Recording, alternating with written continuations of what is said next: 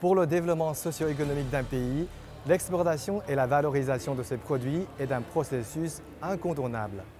Comment s'y prendre? Comment faire connaître ses produits par un public étranger?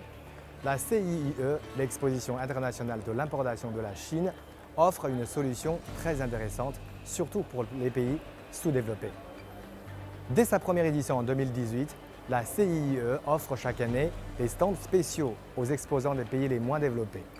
Le président chinois Xi Jinping a fait une telle promesse à la veille de l'ouverture de la première édition de la CIIE, avant d'ajouter que la Chine augmentera ses importations depuis l'Afrique, surtout de produits non liés aux ressources naturelles.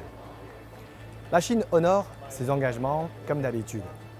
Selon les chiffres officiels, en 2022, 32 pays les moins développés du monde ont été présents à la 5e édition de la CIIE. Les autorités chinoises leur ont offert 104 stands d'exposition gratuits, soit le double de l'année précédente. À part l'exemption des frais de stand, d'autres mesures concrètes, comme le dédouanement rapide, ont été prises pour encourager et faciliter la participation des pays les moins développés à la CIIE. Le Bénin est parmi les bénéficiaires. Le 3 novembre, une tonne d'ananas en provenance de ce pays de l'Afrique de l'Ouest a débarqué à Shanghai pour être présentée à la 6e CIIE. C'est le premier lot de produits frais béninois à arriver sur le marché chinois après l'entrée en vigueur d'un protocole entre les deux pays en septembre dernier. Le Bénin n'est pas le seul pays bénéficiaire. 15 espèces de fruits de 8 pays africains peuvent se vendre désormais sur le marché chinois. En invitant et facilitant la participation des pays les moins développés à la CIIE, la Chine ouvre son immense marché à ces pays qui ont un besoin ardent de s'enrichir par l'exportation. Que ce soit les tapis de l'Afghanistan, le thé du Laos, les avocats du Kenya, le café de l'Éthiopie ou les ananas du Bénin. La présence à la CIIE fait booster leurs ventes en Chine. Outre les chiffres d'affaires directs, les pays les moins développés gagnent aussi beaucoup sur leur influence et popularité en Chine et dans le monde. Car la CIIE est un rendez-vous annuel qui rassemble quelques 300 000 visiteurs et 2000 journalistes. Rien que la présence fait une publicité énorme pour les pays, les entreprises et les produits exposés.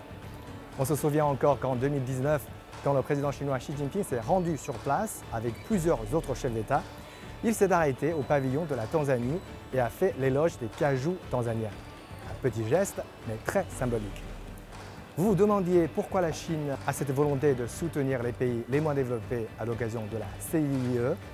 Les raisons sont multiples et sincères. D'abord, la Chine considère que tous les pays sont égaux et que la solidarité entre eux est nécessaire pour un monde meilleur.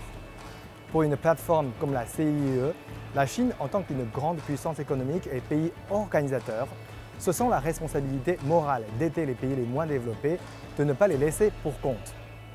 Ensuite, la Chine a prouvé par sa propre expérience que l'exportation est un processus nécessaire pour le développement d'un pays. Il y a quelques décennies, la Chine était aussi parmi les pays sous-développés. Elle comprend très bien l'aspiration et le combat de ces pays pour le développement et la prospérité. Et si l'occasion se présente, elle n'hésite pas à soutenir les pays qui en ont besoin. Troisièmement, les Chinois sont curieux pour le monde extérieur et ils sont ouverts aux bons produits du reste du monde, qu'il s'agit des produits frais des pays les moins développés ou des produits sophistiqués des pays industrialisés. La volonté de la Chine d'aider ces pays ne peut donc être plus sincère. Avec le soutien inébranlable de la Chine, les pays les moins développés ont raison de croire à un meilleur avenir.